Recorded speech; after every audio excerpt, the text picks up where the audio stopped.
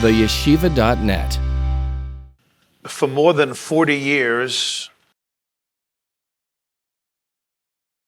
in which they led a newborn nation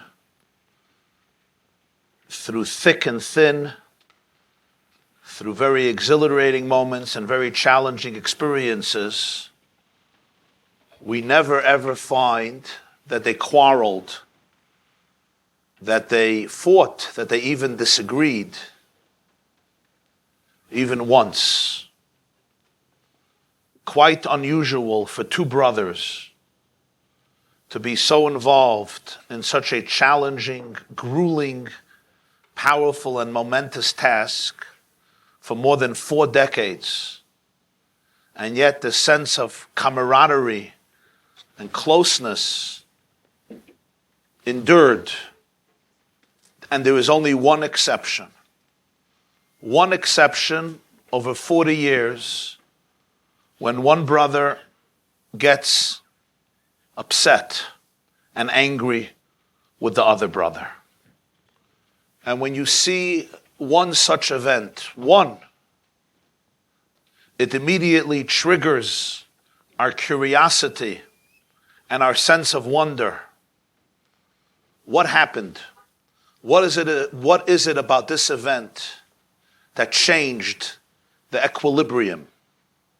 I'm referring, of course, to the two legendary brothers, the first leaders of the Jewish people, Moshe and Aaron. Moses and Aaron. They were chosen to give birth to this nation, to emancipate the people from bondage and mold them into a people. In the words of Yecheskel, Ezekiel 37, Lakachas loy goy mikerev goy, to allow a nation to be extracted from the womb of another nation. Literally a form of birth. A band of slaves, oppressed, abused, subjugated, vulnerable to genocidal barbarism, literally must be born.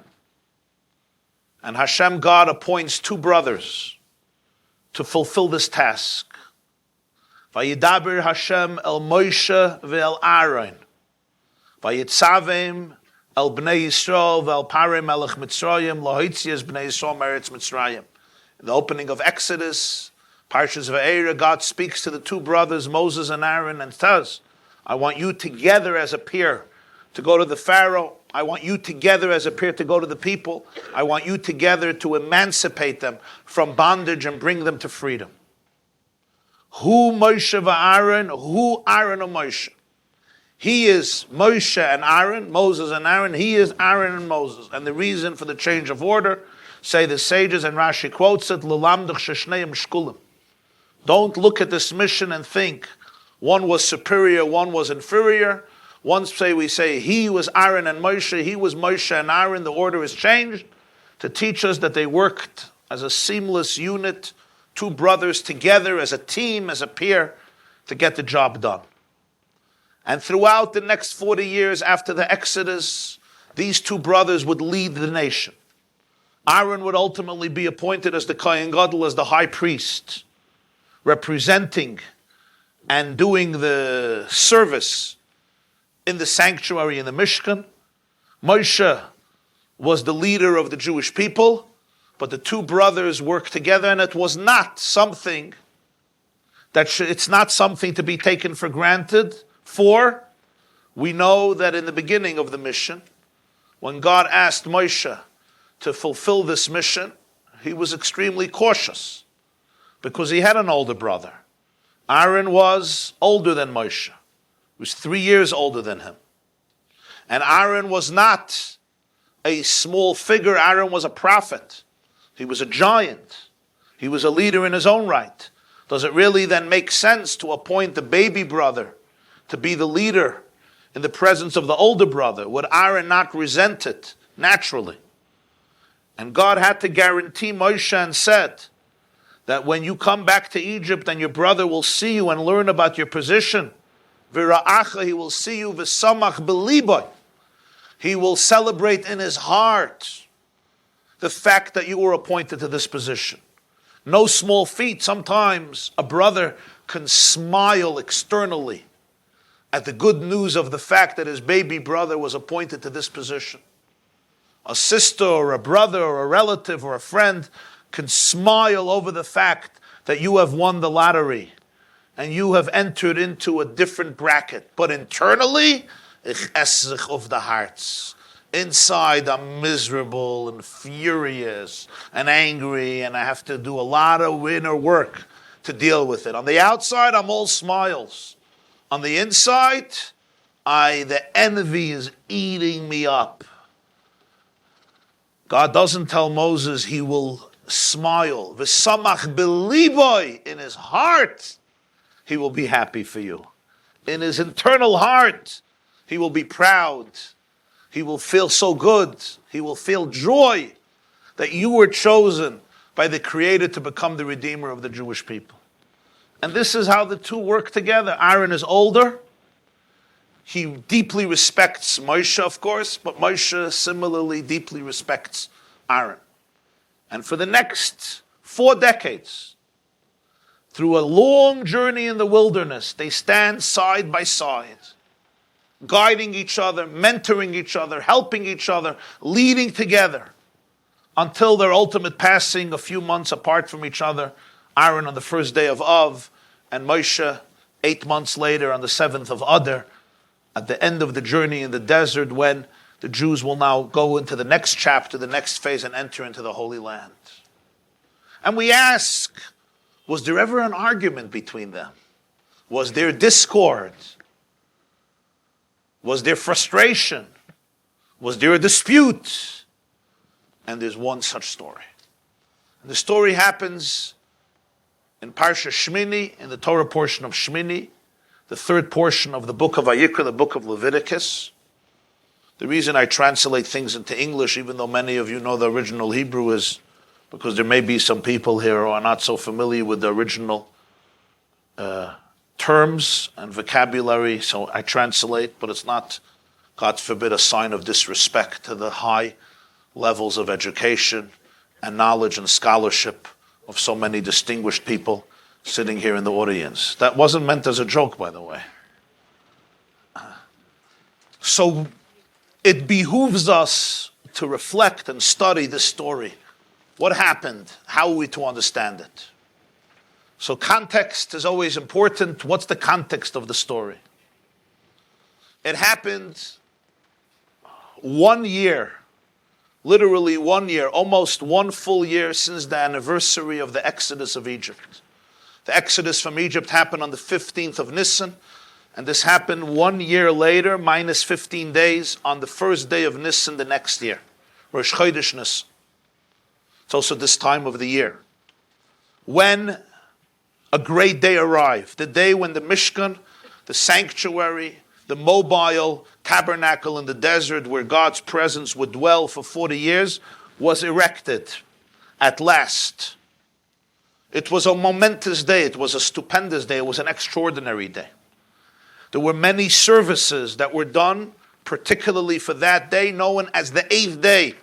Vayihi bayoim hashmini, the 8th day. And the reason it's called the 8th day is because there were 7 days of training, 7 days of preparation, 7 days of inauguration, and then the 8th day, which was the first day of the month of Nisan, Vayihi Bayoim Hashmini, was the day of the dedication, the Chanukas HaMishkan, the dedication of the new sanctuary, when finally they can feel palpably the divine presence entering into their midst. And therefore the portion of Shmini discusses a whole series of behaviors and customs and rituals, traditions and observances and offerings that were brought that day, particularly in honor of the uniqueness of that moment. Among the offerings, there were 3 goat offerings that were brought that day. One was known as a se'ir chatas, a special goat offering that the Torah says had to be brought by the Jewish people. Se'ir izim lechatas, a special goat as a sin offering for complete atonement. That was one offering. There was another offering. Each of the leaders of the 12 tribes, every one of the 12 tribes had a nasi, had a leader. And during the first 12 days of Nisan, each of them brought a contribution to the sanctuary. Both in terms of vessels, of grain offerings, meal offerings, and one of them was a sire, a goat, for a sin offering. The first day was the leader of the tribe of Yehuda. Nachshon was his name, Nachshon ben Aminadav. He brought the goat on the first day of Nisan. This was a second goat. So we had one collective goat brought by the Jewish people as a carbon sibra, communal offering, and one brought by the individual leader of the tribe of Judah on the first day of Nisan. There was a third goat that was offered that day because it was Rosh Chodesh. Every single Rosh Chodesh, the first of a month, there was a special offering brought in the sanctuary and later in the Holy Temple in Jerusalem. It was called a carbon sayer chatas, a sin offering, which was a sayer. The Torah calls it chatas l'Hashem. It was a unique offering every first day of the month, Rosh Chodesh, that would continue throughout all the generations until the destruction of the temple. So in summation, we have three goats. The goat that was brought uniquely for the dedication of the sanctuary by the Jewish people, the goat that was brought uniquely by the leader of Judah to honor this day, and the goat that was part of the Rosh Chodesh, the first of the day of the month, the first of the month services, and that was the first time it was brought because it was the first day that the Mishkan was established. The sanctuary was erected. On that special day, tragedy struck. A terrible tragedy struck the high priest Aaron when his two sons, Nadav and Avihu, died, passed away. In the midst of this entire celebration, after they brought the offerings, Nadav and Avihu, as the Torah describes, passed away. Obviously, this had the potential to not only dampen, but to eclipse and even obliterate the entire joy of the day, which is by Moshe, Moses, came to his brother Aaron, and he said the words, B'kroivai Ekodesh. God told me I will be sanctified through my closest ones. As Rashi says, Moshe said that Nadav and Avihu, your two sons, were greater than you and I, than their father and their uncle. And Moshe tells Aaron, Moses tells his brother Aaron, that despite the tremendous grief, to the point that Vayidom Aaron was silent, and despite that Moshe said, V'achichem kol beis Yisrael yifkos asrei v'shasarif Hashem, all the Jewish people are going to weep for this fire that consumed, this fire that God burnt and consumed these two special souls. Moshe said, despite all of this, he tells Aaron to eat the carbon, to eat the mincha, to eat the special meal offering that was brought that day. Usually, when a kohen, a priest, is in a state known as oinenus, an oinen, which means in a state of grief, on the same day when the person, a loved one, a close relative passed away, they do not eat holy sacrifices because they have to be eaten with a sense of joy and serenity and deep spiritual consciousness, and a person can't. Person is an oinen, meaning somebody died and it's the same day. The shock and the grief is too overwhelming, so they're not supposed to engage in this type of service and the eating of the offerings. But Moshe said clearly to Aaron, on this day, you and your two children who remain, Elazar and Isamar, should eat the meal offering. This is the context of the story. What else did they eat?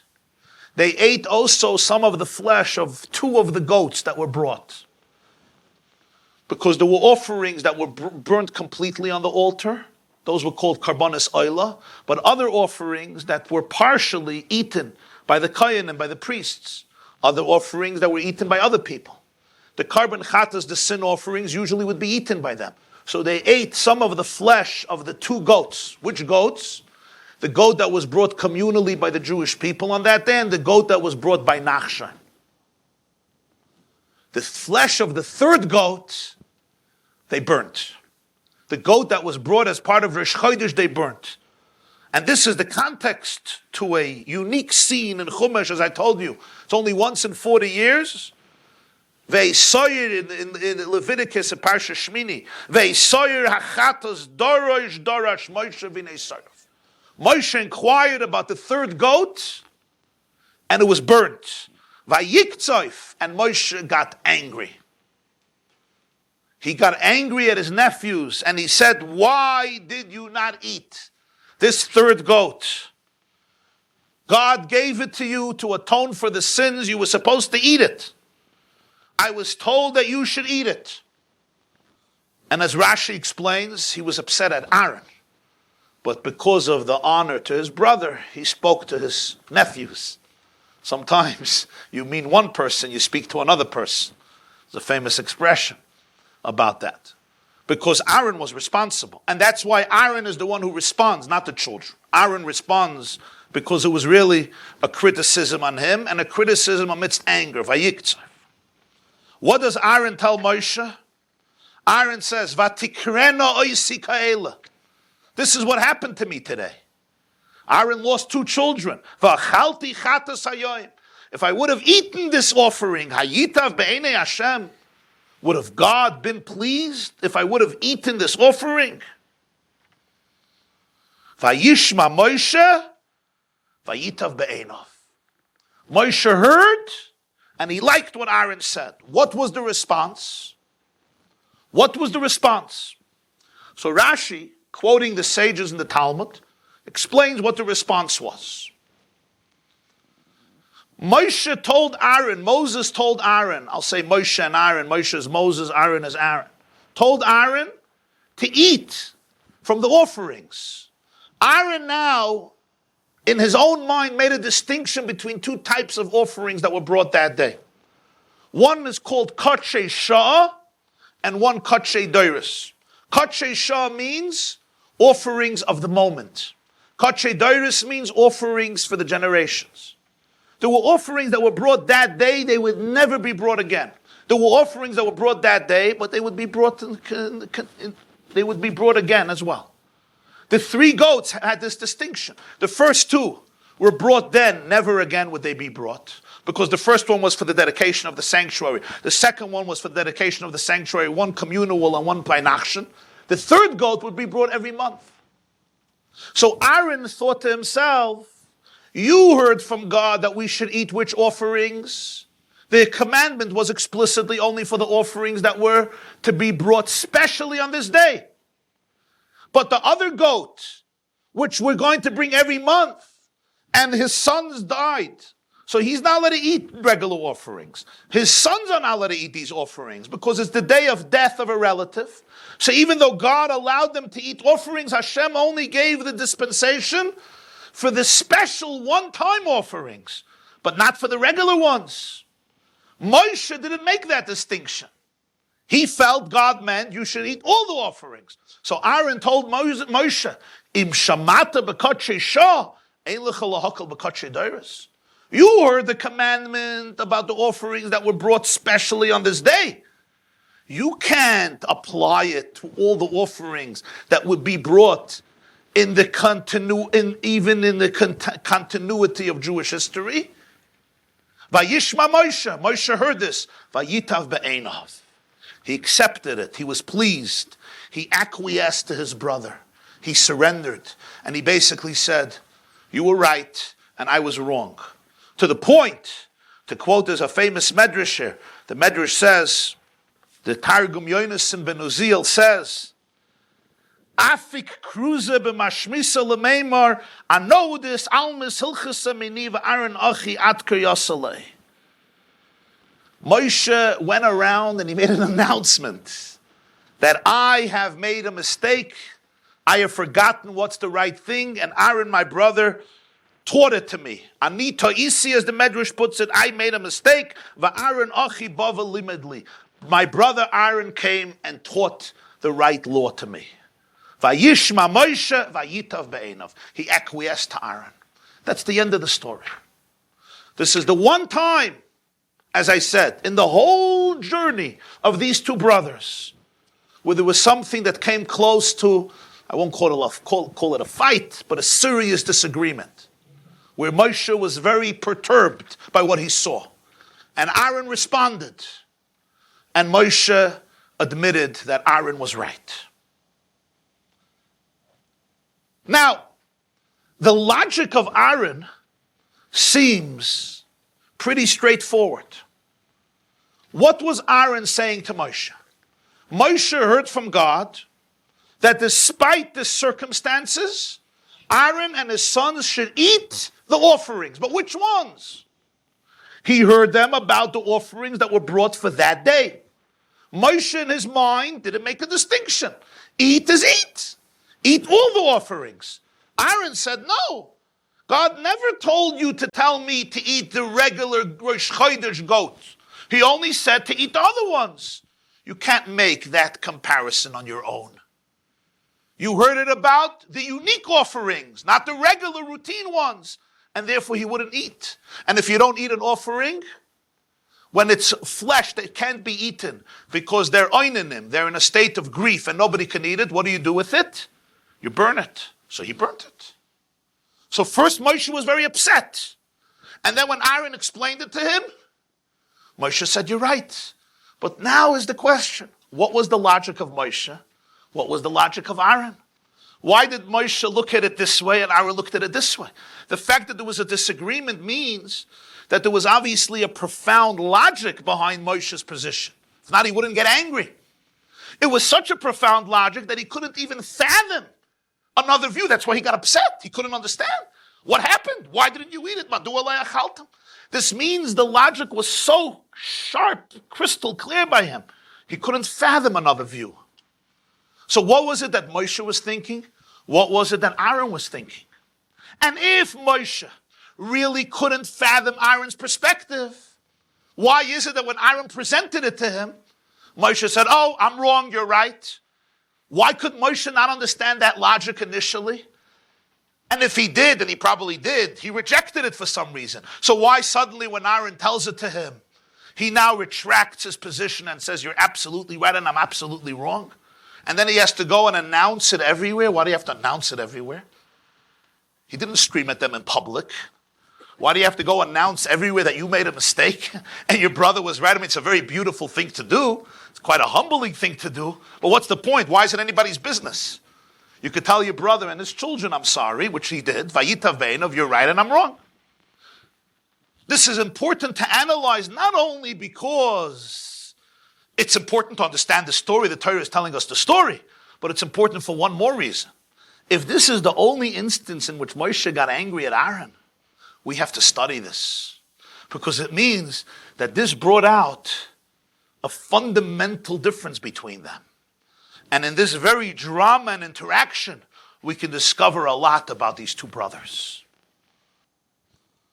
Which brings us to the next stage, and that is, usually, many chefs ruin the cholent. As some of you know from experience, a kitchen needs one boss. The Gemara has an expression, when you have a pot that's shared by partners, it becomes a disaster. You put in the salt and I put in the salt. You put in pepper and I put in pepper. And by the time the poor guests have to eat it, it's a pretty heavy disaster. They say Reb Mendel, there was a Jew, Reb Shlomo of Karlin. Reb Shlomo of Karlin was one of the great Hasidic masters in Ukraine, Karlin. He was a student of Reb Aaron of Karlin, and he once came to visit the Balatanya, and they decided to make a big seuda, a big feast to welcome this great tzaddik.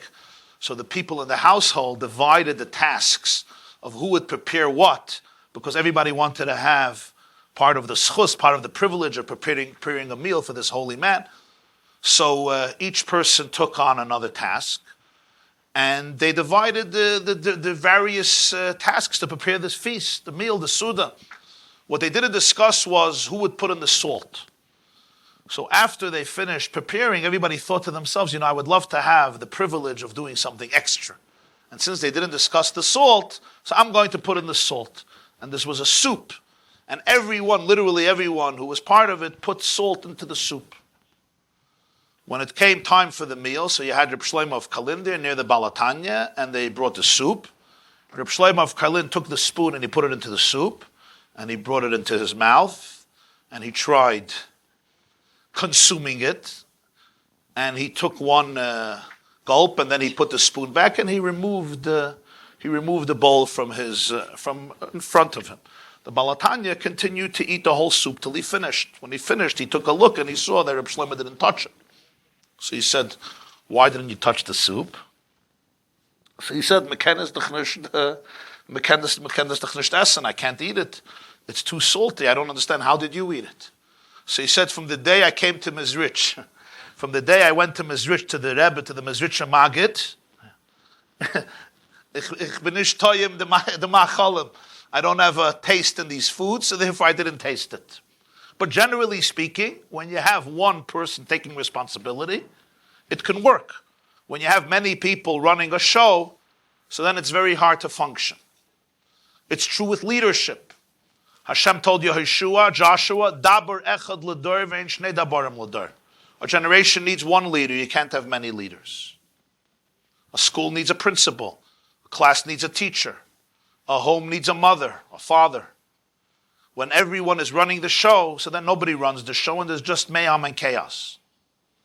When it comes to the Yetzias Mitzrayim, to the exodus of Egypt, to the first generation of the Jewish people, Hashem appointed two leaders. And they both led throughout. True, Moshe in many ways was the king, he made the decisions.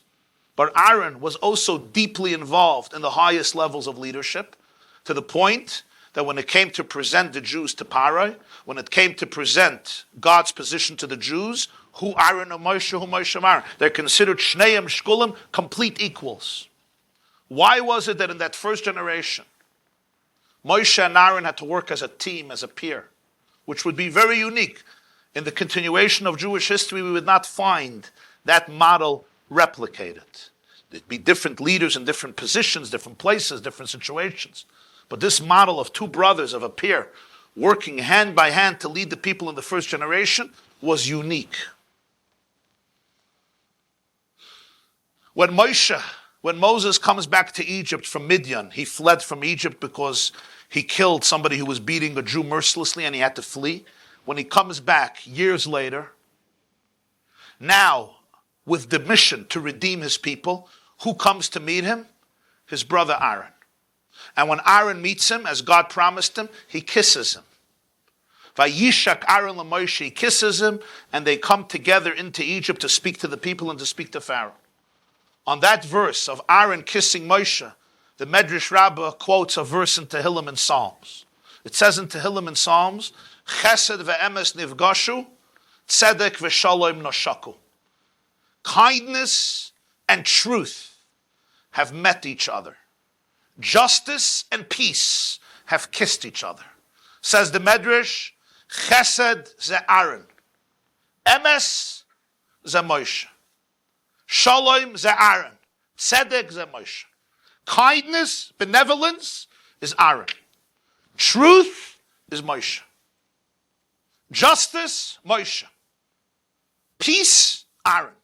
When it says justice and peace have kissed, that's the kiss of Moshe and Aaron. It's not just a kiss of two brothers.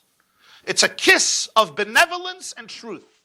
Chesed, kindness, benevolence, and truth. Justice, tzedek, and shalom, peace. That's how the Medrash sees the encounter of the two brothers. Why is it so important to associate it with this verse? Two brothers meet and they kiss. They haven't seen each other in a long time. They were close. Aaron missed Moshe. Moshe missed Aaron. He was a fugitive. Moshe fled. They kissed. The Medrash doesn't just see this as a kiss, as a meeting of two brothers. It's rather an epic encounter between two forces. The force of justice, the force of peace. The force of kindness, and the force of truth. What does this mean? The Zohar says, the Zohar teaches, that by a chuppah, when a groom and a bride get married, under the wedding canopy, under the chuppah canopy, we see that the groom and the bride are both escorted by people who are called shushvinin. Shushvinin in Yiddish are called unterführer.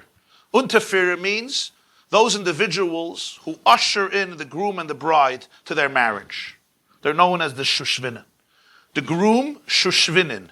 The groom, The chassan has two people, one on each side, escorting him into the chuppah, into the wedding ceremony. And the kala, the bride, also has two people escorting her, holding her and bringing her into the wedding. There's different customs. Sometimes it's the two fathers holding the groom, the two mothers holding the bride. In some communities, it's the parents of the groom, the parents of the bride.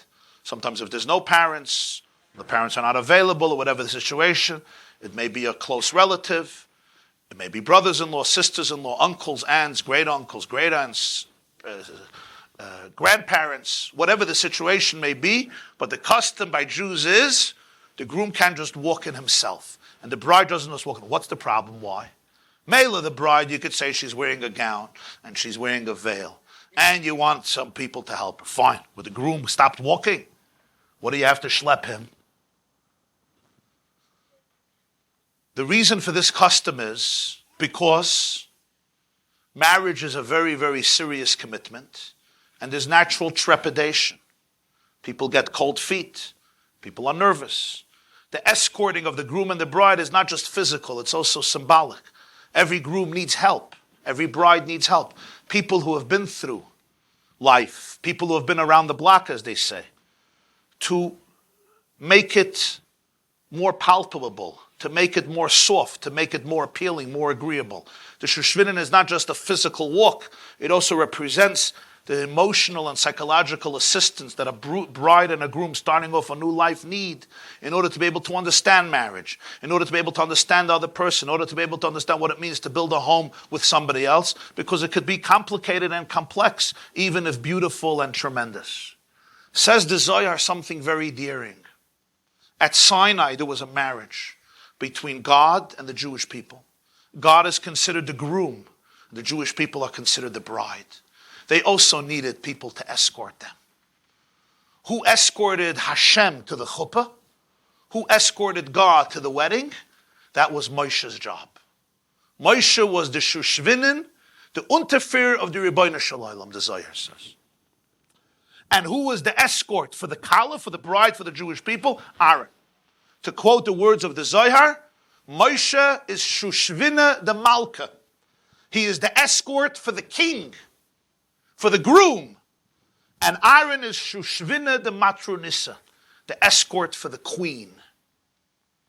Moshe is the one who tells the Rebbeinu Shalom, come to the chuppah. And Aaron tells the Jewish people, come to the chuppah. What does this mean? I understand in the mashal, the groom may be afraid. The bride may be afraid. So somebody says, come, let's make it easier. Let me usher you in. Let me educate. Let me inspire. What is Moshe exactly doing for God? He is the Shushvina de Malka. It's almost like we can illustrate it physically, although physical metaphors don't apply here. But the Unterfir literally holds the groom. In Russian, they would call it padrushka. You put your arm under the other person's arm, and you escort them, you hold them, you bring them in. Because on their own, there may be some form of paralysis or stagnation or reservation. So Aaron does this for the Jewish people. He says, come to the chuppah. And Moshe does this for God. What does this mean? And the Zohar will give them these names. This is their name. In the world of the Zohar, the basic work of Kabbalah, Shushvina de Malka, Shushvina de Matronissa. The Unterfir, the escort for Hashem, the escort of the Jewish people. In life, there are two dimensions, two aspects, two characteristics that always need to work together. One is called emes, truth, and one is called chesed, kindness. Let me illustrate it in a particular setting, and you'll get the picture. But this setting is only one illustration.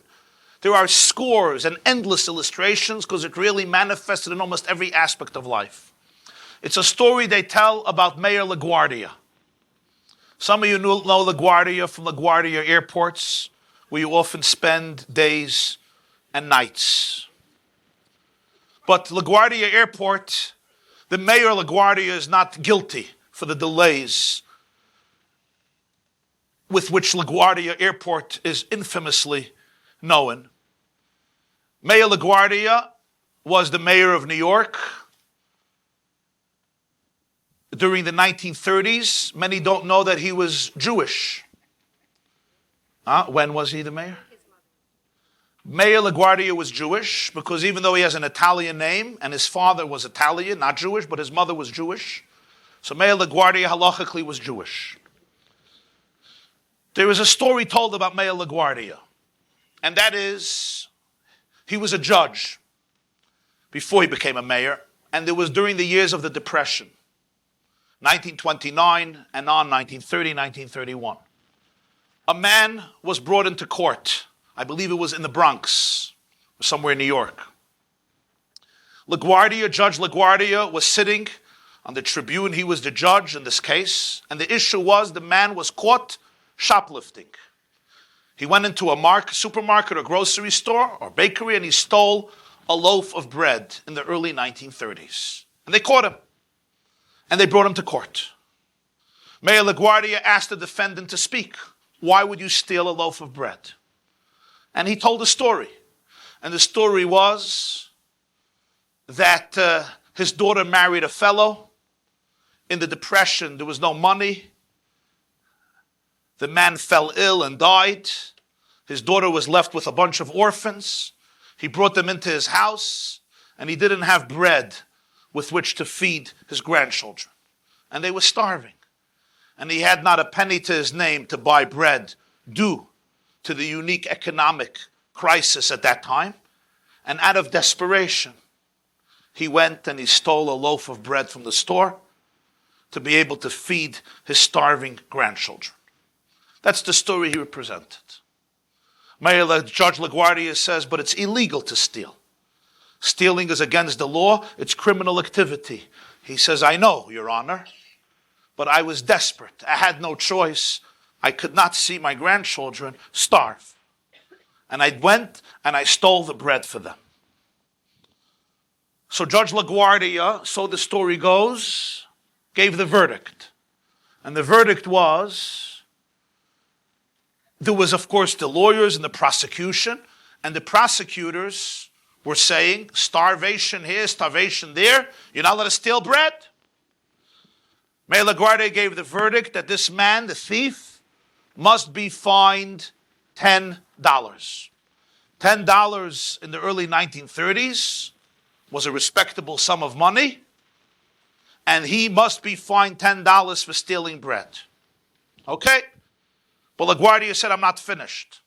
Everybody else in this court must be fined $20.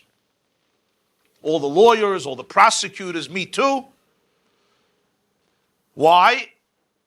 For living in a city and being a witness to a situation where children could go starving without bread, we have to be fined $20, and it should be given to this man to be able to feed his grandchildren. This was the story they used to say about Mayor LaGuardia. That's why he was Zoicha to have the airport named after him. So we remember him.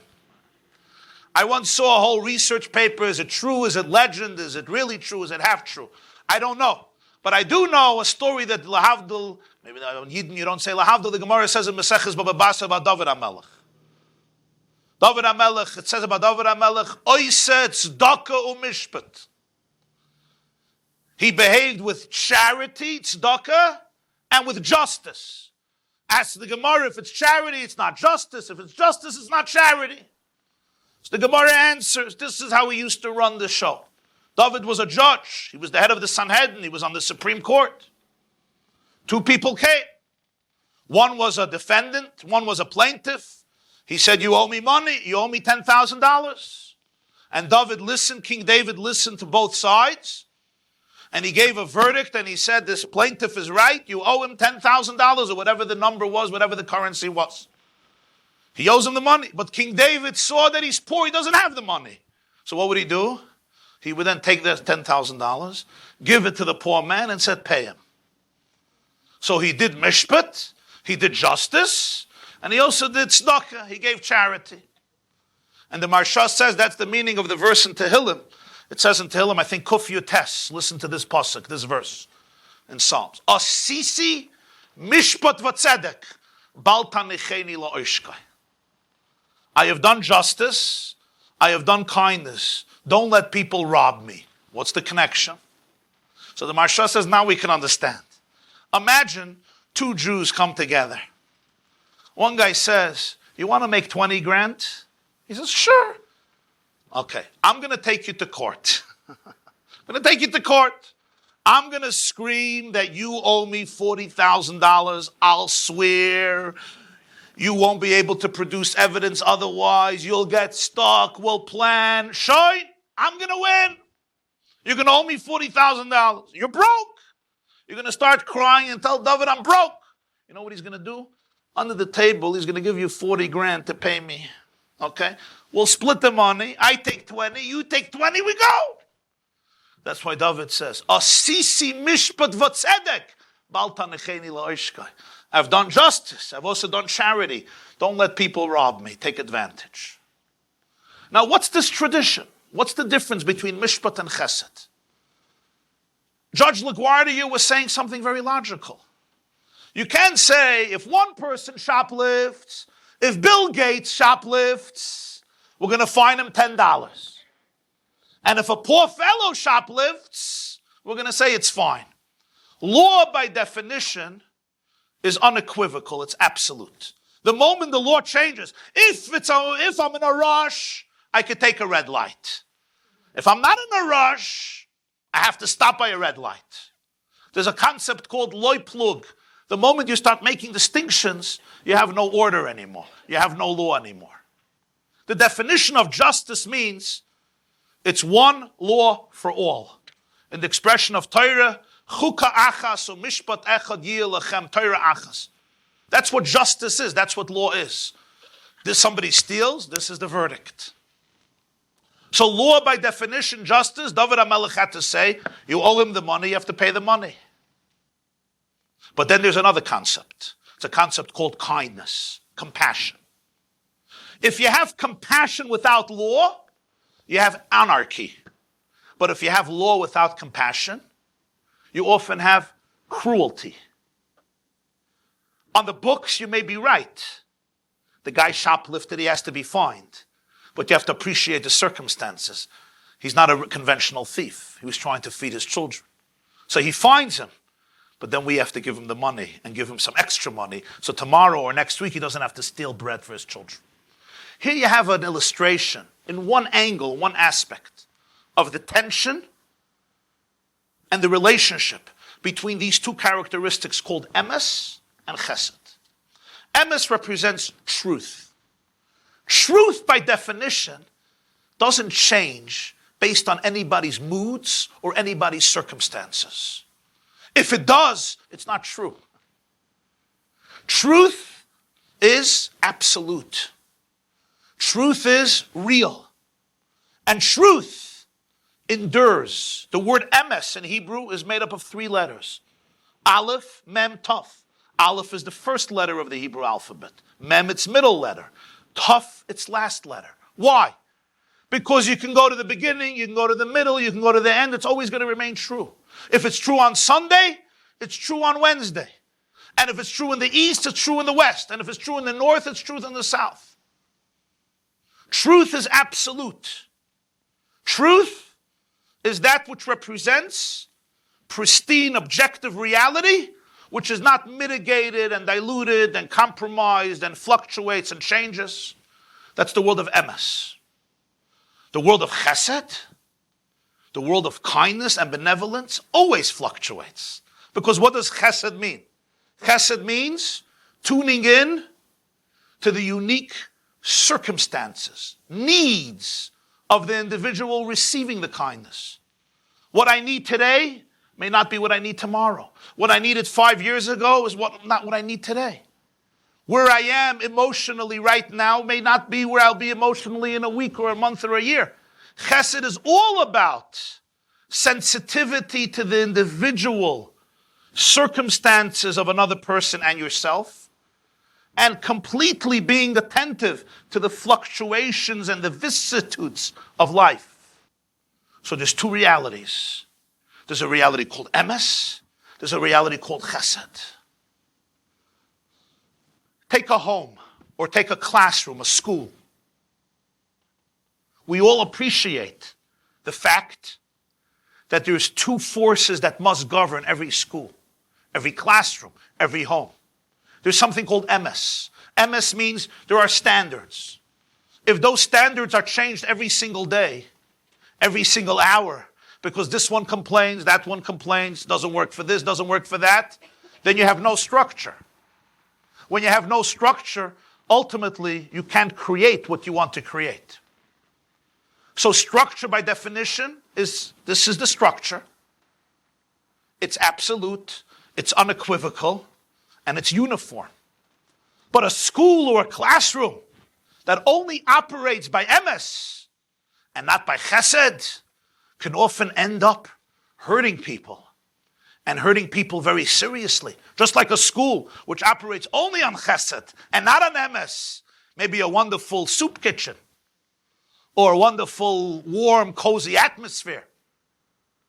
But you want a place where people are challenged, where people are stimulated, where there's productivity, where there are demands, where there are expectations. And it's often a very delicate balance. Some people excel at structures.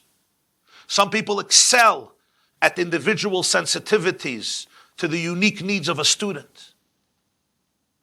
And every parent knows this. A home, for it to be productive and run smoothly, it needs structure.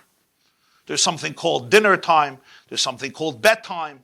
There's responsibility, there's chores, there's organization, there's cleanliness, and so forth. A house where there's absolute chaos, where there's no rules, where there's no truths, where there's no values, where everything goes. If I'm in the mood, this is what I do, is not only counterproductive for the home, it's counterproductive for the children. Children who grow up in a completely loose atmosphere where nobody cares, where everything goes, it's the opposite of nurturing. It's actually a form, it could be very damaging to a person. Just like somebody who grows up in a home that is uptight, where nothing you do is ever right, where you're always criticized, where there's always a sense of harshness and discipline, and there's no laughter, no joy, no fun, no creativity, no camaraderie, no sense of family, of an ambiance, of serenity, is a home which can be completely, very, very damaging to children who grow up in such an atmosphere. The opposite is also true. Somebody who grows up in a home where there's no structure, there's no discipline. It may look very nice from a superficial point of view. Nobody shoves anything down your throat. You're allowed to breathe. But in order to breathe, you have to be able to have a structure. If everything is open, the lungs can't function. So when children know that there is responsibility, there is discipline, there is presence, there's somebody who cares, then you have an extraordinary combination. And it's a delicate combination. It's not always simple. It's the combination between emes and chesed in almost every situation. Emes is truth. What is the truth? Chesed doesn't ask the question of what is the truth. Chesed asks another question, and that is, where is this person right now? Right here. Sometimes people come to speak to me about different situations, and I'll often ask them, do you want to hear the truth? Or do you want to hear what you want to hear? Do you want me to tell you the truth, or do you want me to tell you something you want to hear? Of course, people don't like such a question, and they always respond, of course I want to hear the truth. But when you tell them the truth, they often don't speak to you ever again. Somebody may come to speak to me about something. Somebody may come to speak to you about something. They share with you a certain story. You know the truth of the story, at least based on your own perception. I mean, we never know the whole truth, but I'm speaking relatively. I may know the truth. But if I tell you the truth, I may lose you. At such a moment, saying the truth could be very counterproductive. What I have to ask is, what are you capable of hearing? What am I capable of hearing? There's growth slowly, but it's really tuning in to where the person is at that moment. Moshe escorts God to the chuppah. Aaron escorts the Jewish people to the chuppah. What does this mean? Moshe is defined as emes. Aaron is defined as chesed. What Moshe represented in Jewish consciousness was this truth. The Navi Yirmiyah, the prophet Jeremiah, says, emes Hashem la'olam. The definition of God is truth. The Gemara says, in Shabbos, Chaysamesh la'kadosh baruch hu emes. The seal of God is truth. The definition of Hashem is the ultimate truth of reality. Not my perception of reality, not my experience of reality, not what I'm ready to hear about reality, but the ultimate truth of reality. That's what Moshe brings to the world. Moshe brings truth to the world. Do you like it? Maybe. Do you not like it? Maybe. Doesn't take away the truth. The truth is the truth. Aaron brings something else to the world. Aaron brings chesed to the world. What does the Mishnah say about Aaron? Heve mi talmidov shel Aaron, Ethics chapter 1. Be of the students of Aaron. Oyev shalom, roidev shalom, oyev esabriyos. He loves peace. He pursues peace. He loves briyos. What's briyos? Briyos are creatures. Meaning even those that the only virtue is that they were created by God. You can't even see any other virtue. Aaron will tune into their world and bring them into the chuppah, bring them into the relationship. That's what it means. Aaron is the escort of Hashem into the chuppah, Shushvina de Malka, and Moshe. Moshe represents emes Hashem la'olam, the truth of the divine, the ultimate truth of every moment, of every day, of every reality. Aaron, Shushvina de Matronissa. He represents the queen. He represents the people. What is the key difference between creator and creation? What is the key difference between the groom and the bride in this metaphor? What is the key difference between God and a human being? A human being is defined by the fact that we're frail. I'm mortal. I'm weak. Sometimes I wake up and I am in an exhilarated mood. And sometimes, as they say in Yiddish, it's a chuvgewekt of the linke Seite. This person woke up on the left side. I'm melancholy. I may be somber. Sometimes you look at your life and you feel that you're on top of the world. You feel so thankful and grateful. And the day is so promising. And then sometimes the very same day, you encounter a curveball, or you get a text, or you get a telephone call, or you eat the wrong thing, and everything changes. The person who was on top a few moments ago is now in the abyss. I'm wondering, who am I? What am I? Why am I? May I in Basel? What does Rivka say? Lama ze anoichi. She experiences the turbulence of her pregnancy in Genesis, and she has 3 words to ask. Why am I? What words? Lama ze anoichi. She was experiencing pain. What do you mean, why am I? But that's what pain does. It makes us question the very raison d'etre of the self. Who am I? What am I? Ayeka, who are you? The definition of a human being is, if I'm here today, one thing I know.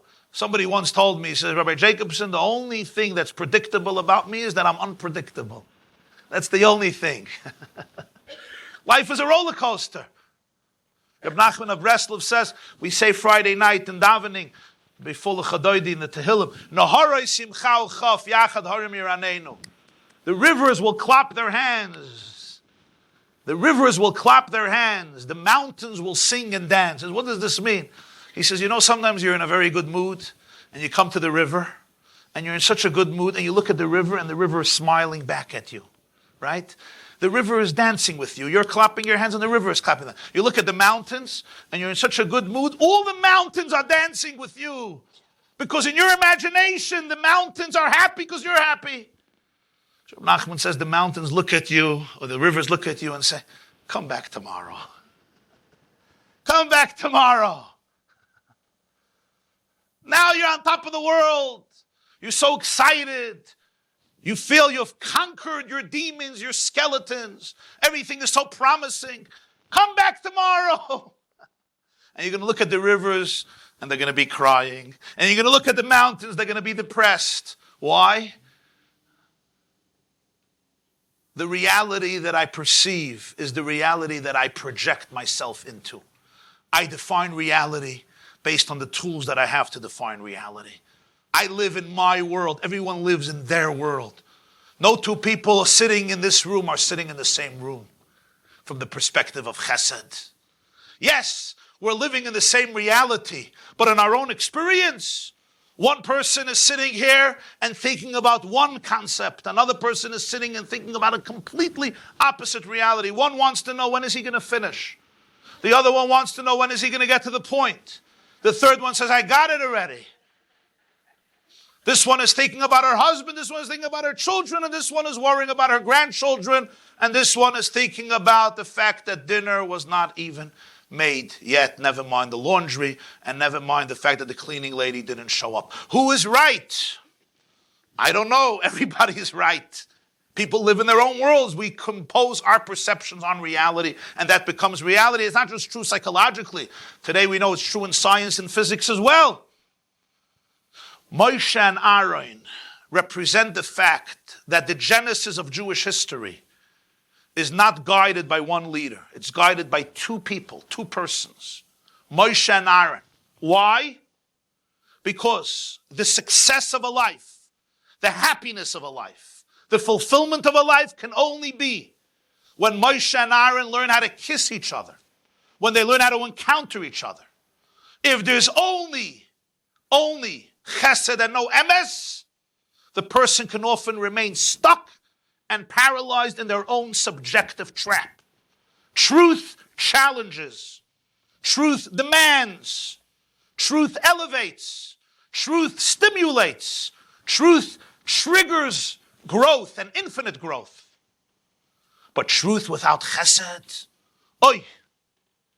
it can crush, it can destroy, it can delegitimize, and instead of taking you along, it can just turn you into a feeling like a sense of failure, a sense of valuelessness, because I don't live up to this truth. Very often, people, so often, at a shiur or a book they read or a workshop they take, they come out and all they're feeling is guilt, which is why so many Jews have created a website in their mind called www.jewishguilt.com. I know millions of websites with that name. And somehow they don't compete with each other. There's enough guilt for everybody to go around. Somebody once said, if a Jew doesn't feel guilty, she blames herself. Right? If you left a shiur, you're not feeling guilty, it must have not been a good shiur.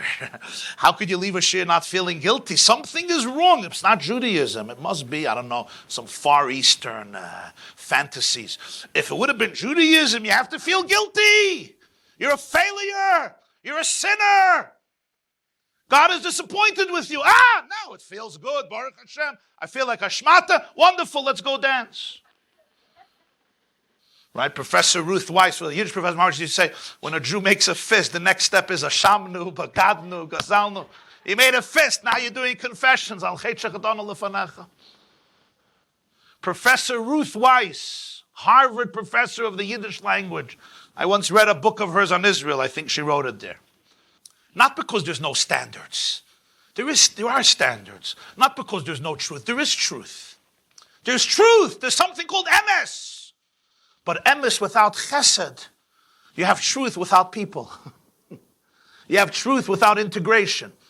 Your house may be a very truthful house, but there's no children left. Your school may be a perfect school, but everybody's alienated. They all come out perfectly groomed. They know all the Rambans that they had to know on the Gemer.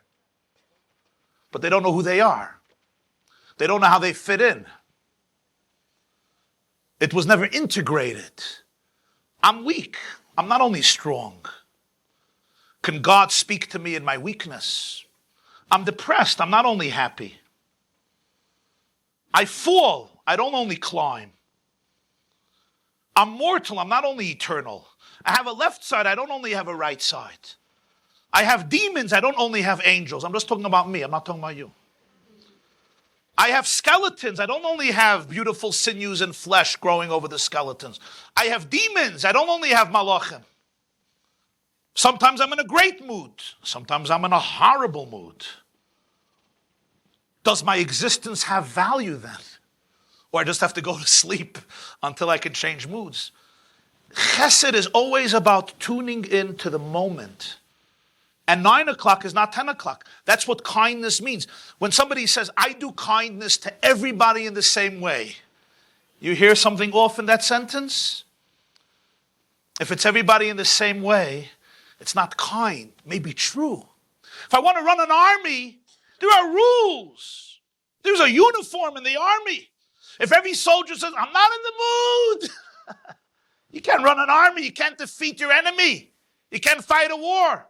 We march and we march in the same direction. We march equal. We're all fighting a war. I need emes. I need chesed. Beautiful words from the first Belzer of the Heilige Sar Shalom. If there's any Belzer Chassidim here, you may have known the word. But lav dafka. It says in Parshas Re'eh about charity. Loi sikmoitz es yodcha. You know what sikmoitz means? Don't tighten your fists. Don't clench your hands, your fists. Pasoyach tiftach es yodcha. Open your hands. Pasoyach tiftach, open. The word kamatz, right? In the Kudah of kamatz is kamatz. Patach is patach, you see?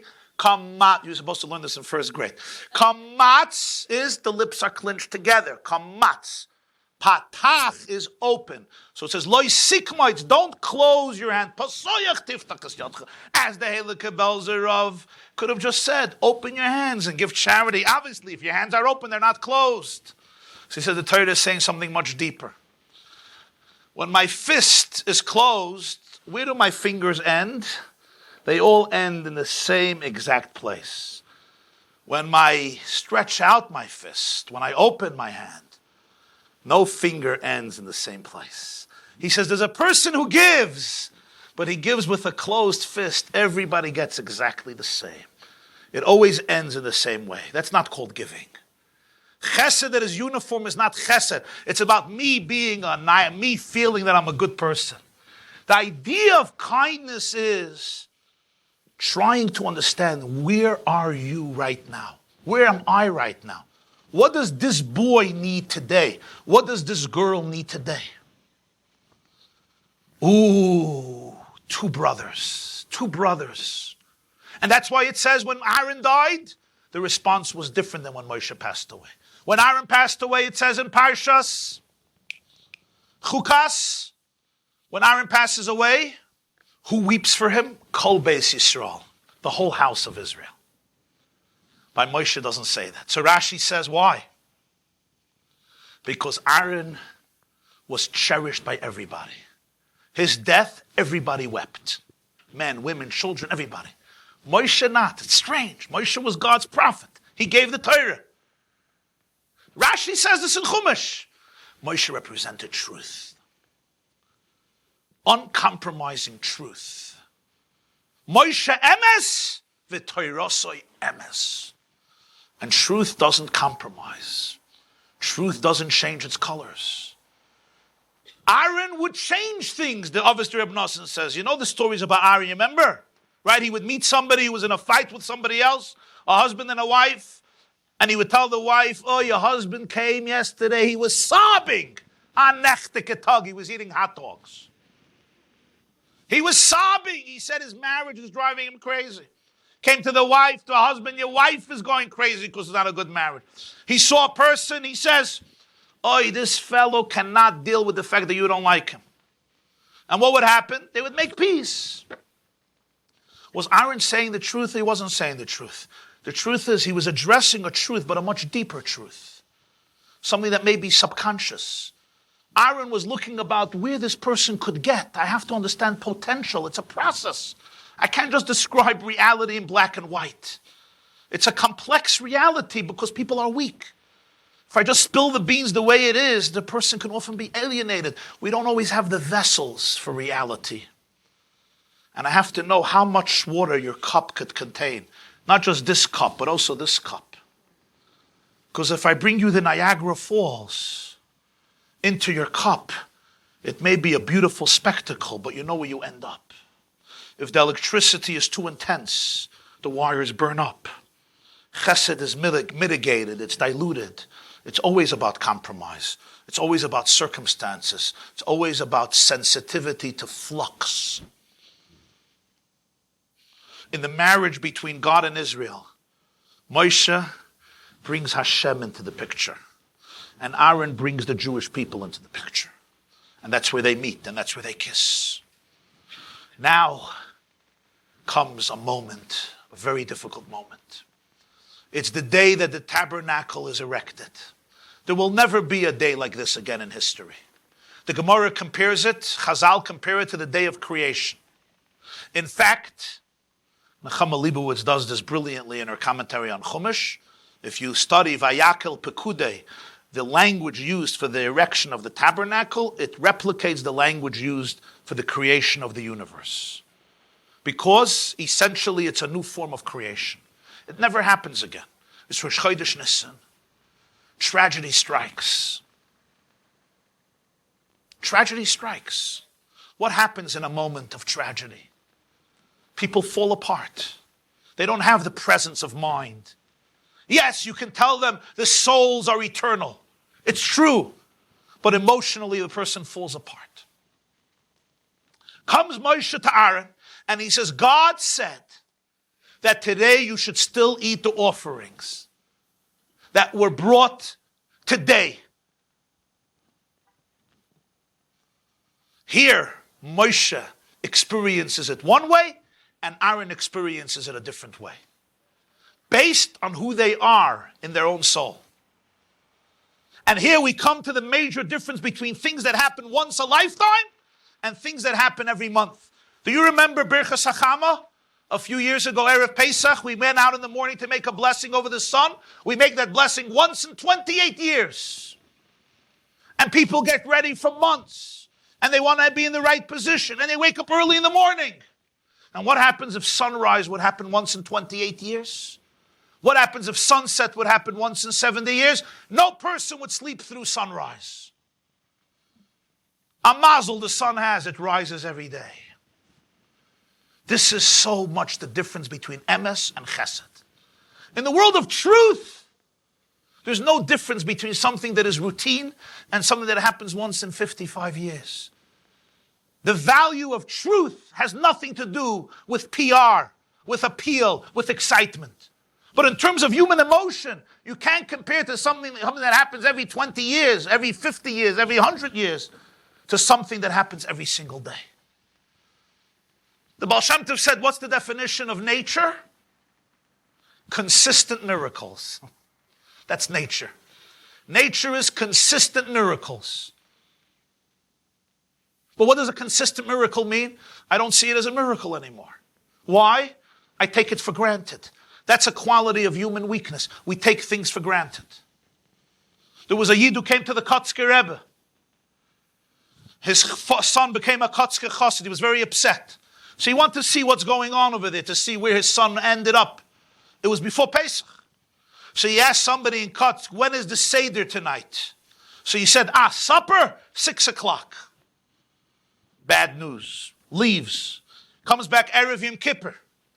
He says, when is Kol Nidrei tonight? The guy says, Ma'ariv, 7 o'clock. He runs into the Kotzker Rebbe. He says, what type of Hasidim do you have? I ask when the Seder is, and he tells me supper. I ask when Kol Nidrei is, and he says Ma'ariv. And the Kotzker Rebbe said, I teach my Hasidim that every supper is a Pesach Dike Seder, and every Ma'ariv is a Kol Nidrei. I ask you a question. Is God less present Tuesday morning or Wednesday afternoon than he is on the night of Yom Kippur? In the world of truth, a mincha of a Wednesday afternoon is also a Kol Nidrei. The human being is standing face to face in front of God. In terms of human vulnerability, Yom Kippur is Yom Kippur, Rosh Hashanah, Yom Kippur. In the world of emes, the fact that it happens again and again and again and again doesn't minimize the value of it in the slightest, if it's true. In the world of human fluctuation, of human weakness, there are circumstances that contribute to a different mood, a different atmosphere, a different ambiance. So for Moshe, Kodshe Shah and Kodshe Deiris are the same. For Aaron, how could you compare? Aaron tells Moshe, there are offerings that are being brought today that will never be brought again. You understand that those offerings can allow me and my children to transcend the personal tragedy and be conscientious and spiritually aware of what we're doing. But when it comes to a routine sacrifice that's going to be done every month, we can't muster the same excitement and enthusiasm. Im shamata b'kodshe shah, ein lecha lahakal b'kodshe deiris. You can't compare things that happen every month to things that happen once in history. How do you compare the two? Things that happen once in history, everyone goes crazy. If it happens even once in 28 years, people get excited. Once in 70 years. You have Halley's Comet. People go out to see a moon eclipse. They go out to see, people stay up for hours to watch a sun eclipse, a moon eclipse. For 30 years you didn't look at the moon. Do you know the miracle of the moon revolving around the earth 29 and a half days? Do you know what that takes? Do you understand the miracle of sunlight? Where the sun is, the exact position of the sun would be closer. We would be toast for breakfast. If the sun would be further, we would freeze. The orbit of the earth, the orbit of the sun. Miraculous, the exact position, what the sun does for us. No, Yaitse Amiris. That's in the world of MS. But in the world of a person, this is a special moment. It's a milestone.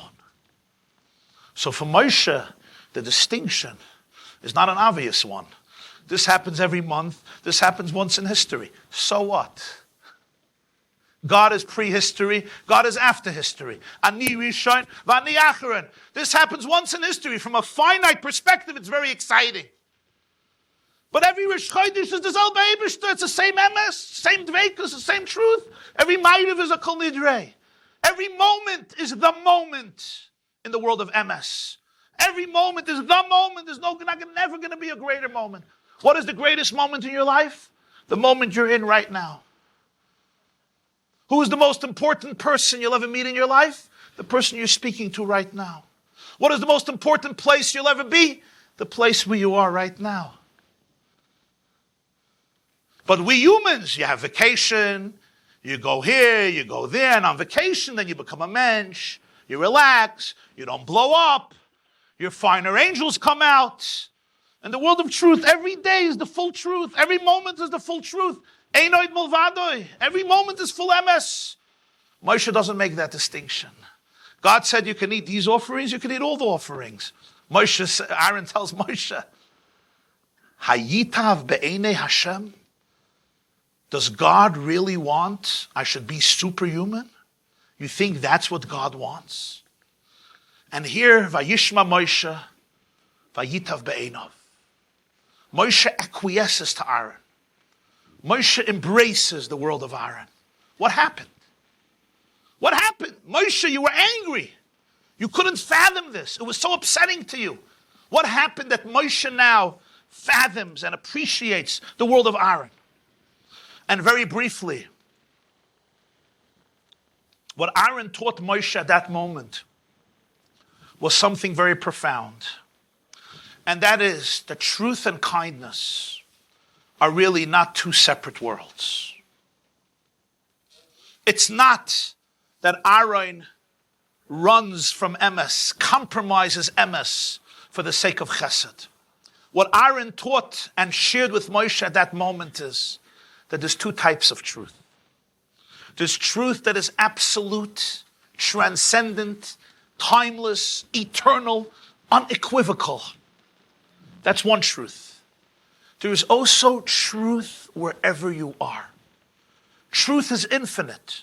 And therefore, in every moment and in every situation, there is the truth of that moment and of that situation. Example. There was a professor I knew. His name was Professor Velvel Green. He was a a physicist, a chemist. He worked for NASA, trying to figure out what type of germs and bacteria they're going to encounter in outer space, what type of microbes, etc. He was a very prominent scientist. He lived in Minnesota, later moved to Israel and became a professor in the Ben Gurion University in Beersheba. He was a classic American, sophisticated, educated, scientific, secular Jew. And Velvel Green once shared this story. He encountered the Chabad Shliach in St. Paul, Rabbi Moshe Feller. They developed a relationship, and he slowly started to make his way back to Yiddishkeit. I knew Professor Green in his later years, and he would share a story. After years and years of debate and questioning and scrutiny and knowledge, he accepted upon himself the mitzvah of kashrus, kosher.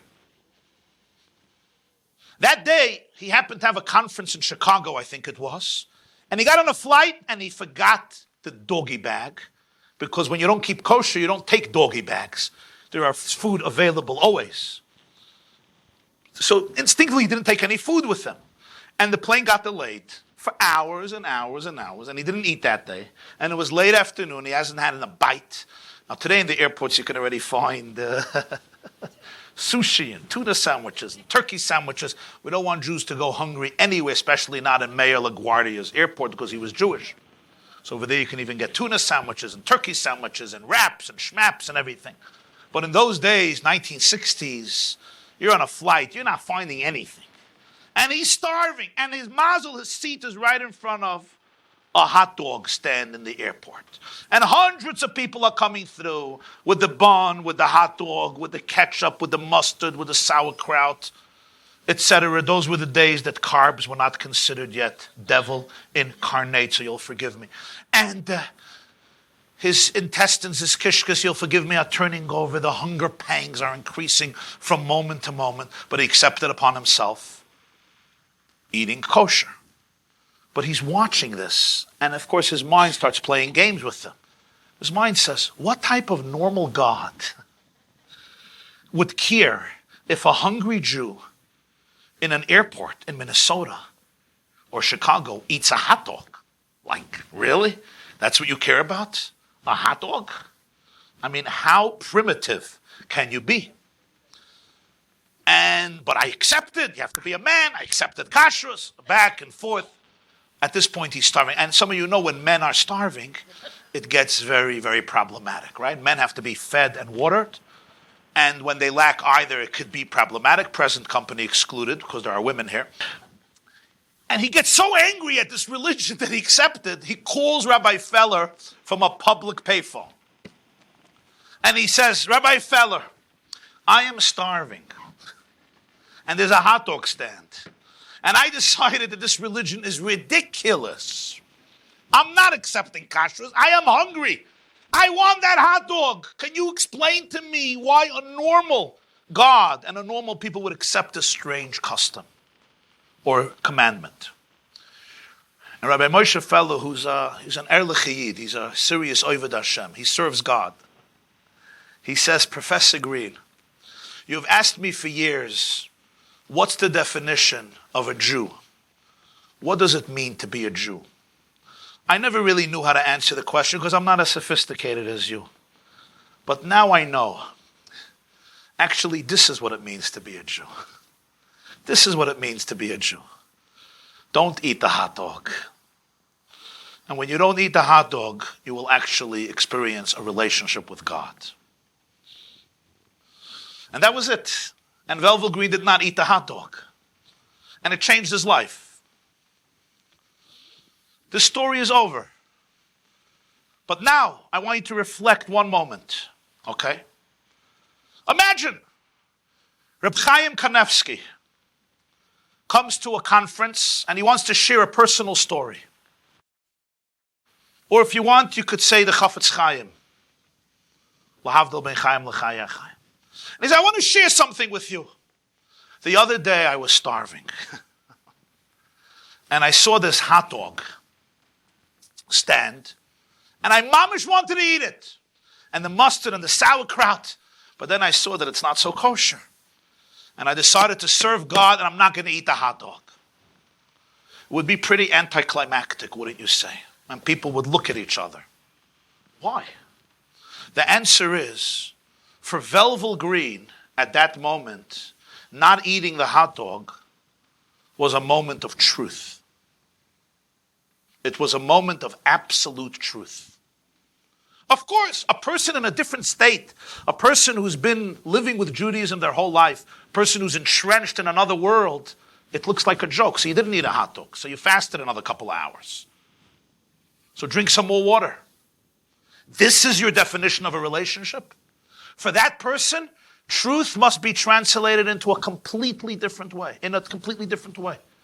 But for his state, that was truth. He touched the absolute truth of the divine in that moment, even if it was manifested in the story of a hot dog and mustard and sauerkraut. There is truth that is transcendent, timeless, eternal. There is truth within every single space. What is the truth of that moment? The truth of that moment may vary tomorrow, but not because it's false, but because truth is infinite, and therefore it's also within every finite space. Within every finite space, there is the truth of that experience and of that moment. When Moshe hears this, he has to hear it from Aaron. Moshe can't hear it from himself, because Moshe really represents absolute truth. Vayitav be'enov. And the reason Vayitav be'enov, the reason it's so powerful for him, is because ultimately, the ultimate objective of the highest truth is that it infuses truth into this world. The ultimate objective of the ultimate truth is not that it remains transcendent, unequivocal, absolute, timeless. It's like we spoke about the two Mishkans. You remember, the Mishkan of Truma Tetzaveh, the Mishkan of Ayakal Pkudei. The divine presence is ultimately in which Mishkan? Not in the Mishkan created on a mountain through words. In the Mishkan that's created from fragmented physical material. The ultimate value of the real truth is that it introduces truth into a world of fluctuation, a world of vulnerability, a world of weakness, a world of mortality. Moshe doesn't only agree with Aaron. He also walks around and he announces to the world, I made a mistake. And my brother taught me this halacha. Why does Moshe have to do this? Not just to show that he's humble. Really humble people don't have to show that they're humble. Moshe has to do this because this is one of the greatest educational moments for the Jewish people. What Moshe is teaching them is, never allow truth to become the obstacle that doesn't allow you to embrace another person.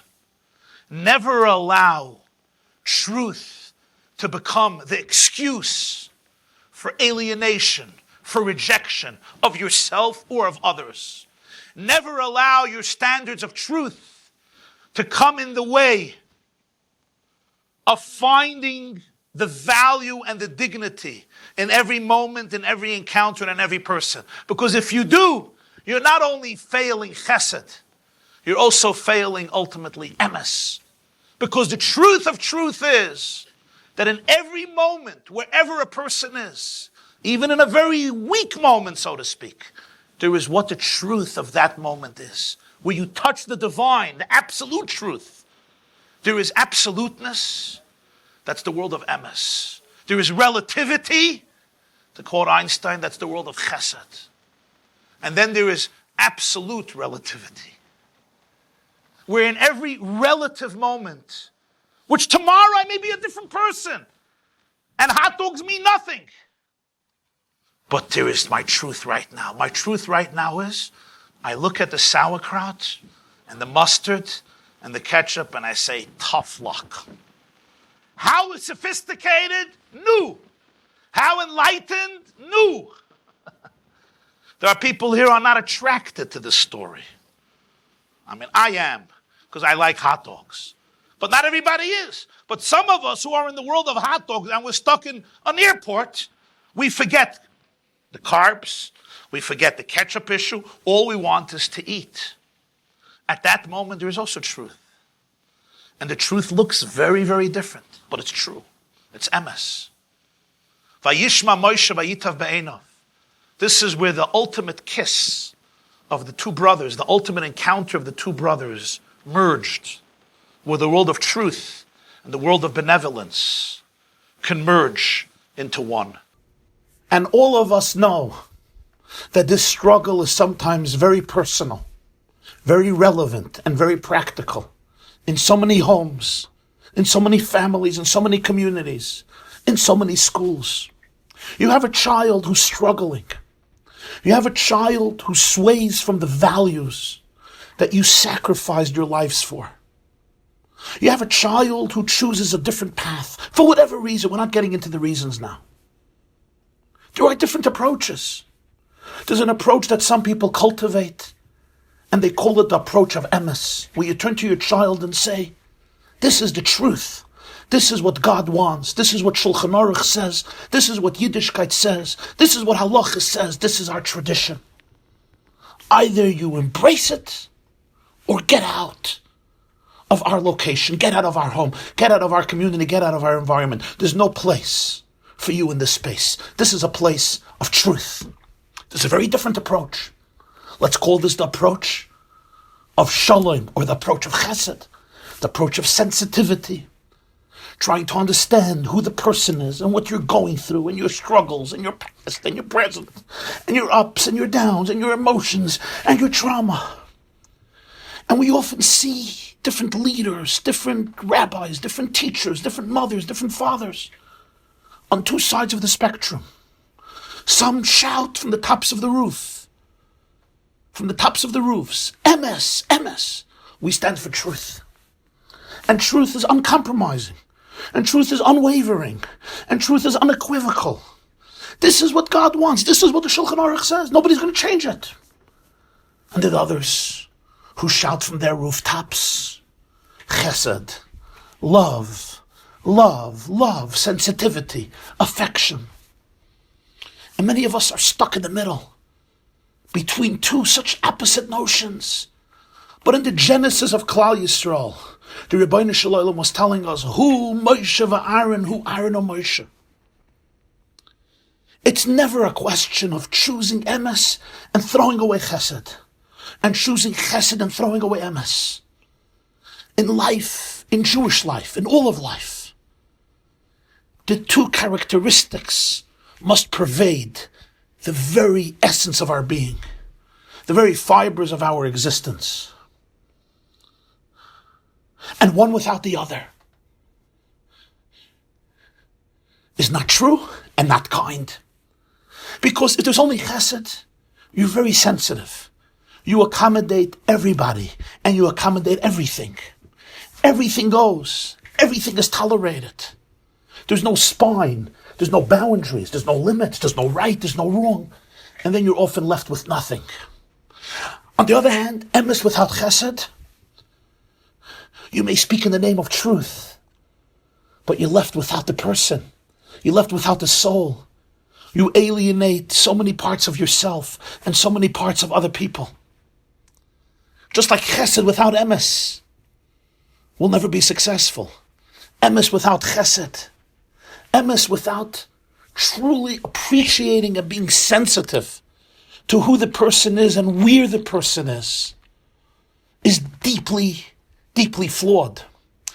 Fascinating teaching of the Sfas Emes and the Balatanya.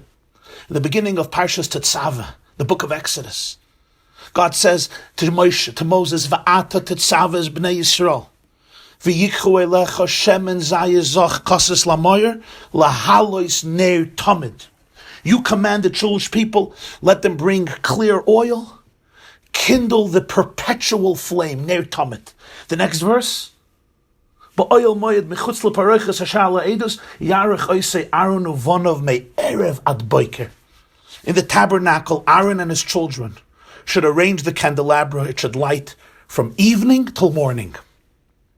When he speaks about Moshe, he uses the word ner tamid, a consistent perpetual flame. When he speaks about Aaron, you kindle it me'erev, from nighttime, from evening, ad boiker till morning. Moshe lives in the world of tamid. Moshe lives in the world of consistency, of eternity, of unwavering truth. It never changes. Aaron, has his pulse on the weaknesses, on the heart, on the fluctuations, on the traumas, on the ups and the downs of the Jewish people. He has his finger on the pulse of vulnerable, mortal, frail humans. There's Erev, there's night, there's Boker, there's morning, there's the sun setting and the sun rises. Sometimes in my life the sun is set. There's no light, there's no clarity, there's darkness. And sometimes there's Boker, there's Erev and Boker. Moshe and Aaron come from the same parents. Their father's name is Amram. But Amram is a combination of two words. Am, Ram. Ayin Mem, Reish Mem, right? Amram. What does Am mean? Am means the people, the nation. What does Ram mean? Exalted, aloof, sublime.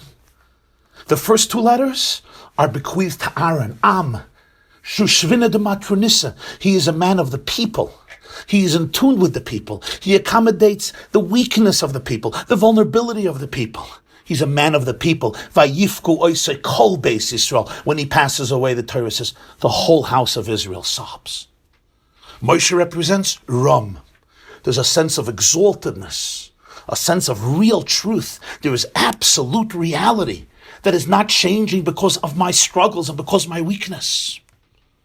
These two pillars of Judaism are there in the very essence of Yiddishkeit right in the beginning. Who Moshe of Aaron, who Aaron of Moshe. Don't embrace Moshe and reject Aaron. Don't embrace Aaron and reject Moshe. In the world of Moshe, Kodshe Shah and Kodshe Doiris, the momentary sacrifice that is historic and the consistent sacrifice that is part of the routine are the same. In the world of Aaron, it's two different universes. Im shamata b'kodshe shah, ein lecha lahakal b'kodshe doiris. And that's why when Aaron tells Moshe, he says, we offered these offerings today. Vatikrena oisi ka'ela, and then this tragedy happened. If I would eat it, would God want it? Would God really want me to lose my humanness? Would God really want me to amputate my heart? To ignore my pain? Does God want you to ignore your trauma, to ignore what you're going through, to ignore your inner feelings, your inner subjective truth? Is it subjective? Of course it's subjective.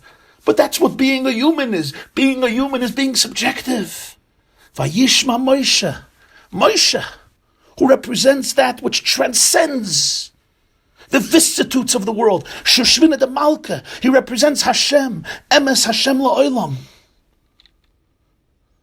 Moshe Emes, as we said, Torah Emes. At this moment, Vayitav be'enav.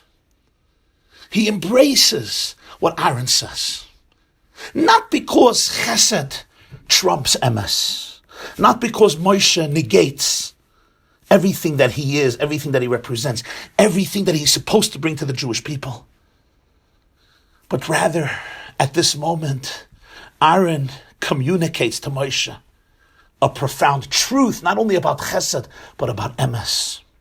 And that is, that in every single situation, even as you descend from heaven and you enter into the subjective orbit of an individual, you can find the truth in that place, in that encounter, in that moment, in that experience. In every situation, you can touch the will of God. You can find absoluteness within relativity. And in every situation, even if it seems so finite and so relative, you can touch the infinite by touching and by connecting to what is God's will right here, right now, in this very vulnerable situation. Have a wonderful and inspiring week. It says, Afu Rachum. Hashem's not only right? There's Rachum and there's Chanun and there's Chesed. Yeah. Of course, the midah of Chesed is also a midah of Hashem. But that's the midah of Chesed, is the way Hashem tunes in to the needs of creation. It's the way Hashem restricts himself and accommodates the vulnerable world of humanity. The world of Emes represents pristine truth, Hashem as is. The world of Chesed, Aaron represents the way Hashem accommodates the Kala. You understand? It's also a midah of Hashem. It's holiness, but it's a... What we're saying is that within the world of Chesed there's something called emes also. In each madrega, in each level, there is the nekuda of emes, and that's the ultimate tachlis of real emes. If Moshe and Aaron were equal, why did Hashem only speak to Moshe?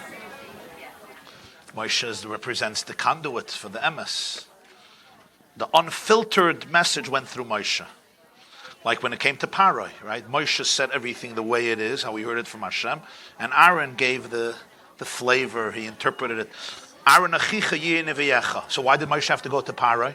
Because Moshe had to tell the truth to Paroi. Paroi didn't even understand Hebrew. He just said what he heard from God, because that had the intensity. And then Aaron made the presentation. The beginning, the middle, the end, the flavor, the taste. Aaron simply was also a communicator. Moshe struggled with communication. Moshe was more internal. This class is brought to you by theyeshiva.net. Please help us continue the classes. Make even a small contribution at www.theyeshiva.net/donate.